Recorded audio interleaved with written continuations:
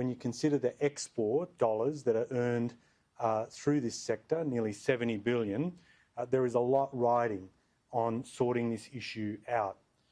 From my point of view, and from the point of view of many others in the opposition and also within the sector, we do need to get out of the federal coalition a game plan to get us out of this.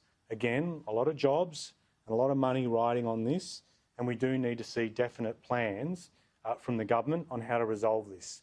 A lot of it is going to involve diplomacy and being able to either establish with China and improve the diplomatic relationship there, because this is more about diplomacy than it is about trade. The other thing is to having a game plan for a much more assertive China on the world stage, working with allies and aligned nations to deal with this. Let's be quite clear. What China is doing here is wrong. They should not be blocking our high-quality product out of that market. This is not a trade issue. This is a diplomatic one, and our coal mining communities should not be hurt as a result of this. And so we do need to get an answer on that. The other point I'd make is this. You know, we've had the coalition always willing to make announcements about trade agreements, always wanting to get the headlines about the latest trade agreement that they've announced.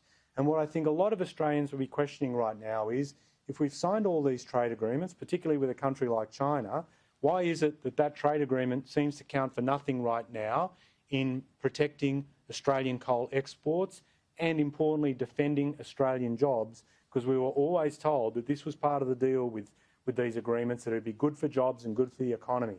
So we do need to get to the bottom of that as well, and the coalition needs to explain why these agreements don't seem to be working in the national interest at a time when we need them the most.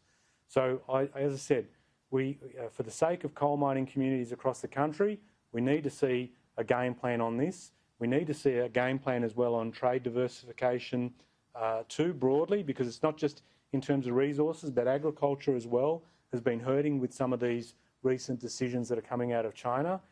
And again, the pressure is on the government. Apply the energy, come up with the answers, protect jobs, and ensure the economy can perform strongly into the future.